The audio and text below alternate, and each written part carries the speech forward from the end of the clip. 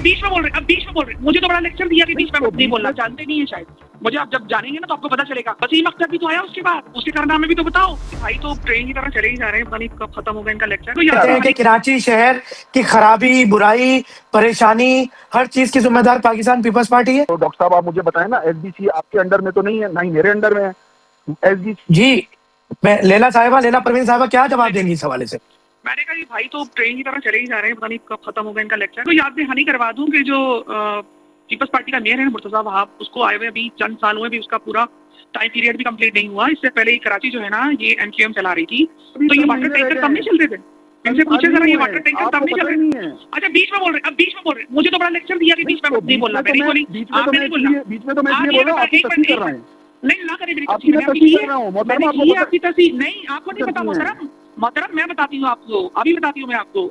आप ही बात कर रहे हैं कब्जे की, कराची की तो पार्क्स में इनके कब्जे थे, ये लोग बना के बैठे हुए थे, वो कब्जा नहीं था, वो इनका हक था, वो तो इन्होंने मजार बनाए हुए थे।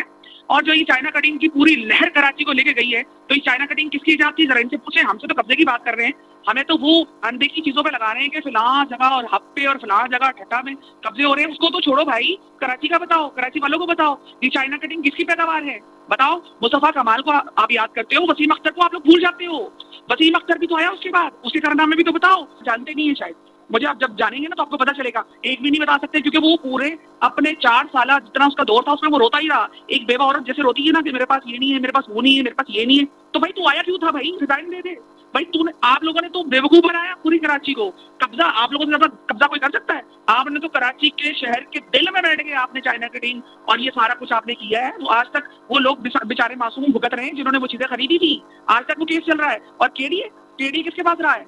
ये सारे आप लोगों के पास रहे हैं। ये तो अब पीपल्स पार्टी अगर आई तो आपको एतराज हो रहा है क्योंकि आपके खाते बंद हो गए। लेकिन अब भी मैं चैलेंज करती हूँ इस बात का मैं चैलेंज करती हूँ। अभी भी केडी में आप जाएं तो इन्हीं की यूनियन है, और ज्यादातर जो लोग हैं अफसरान है वो लोग हैं जिनको इन्होंने भर्ती किया है, जो इनकी कहे पे चलते हैं।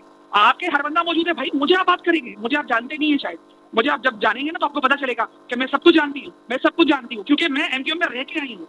मैं सब कुछ जानती हूँ भाई मेरे।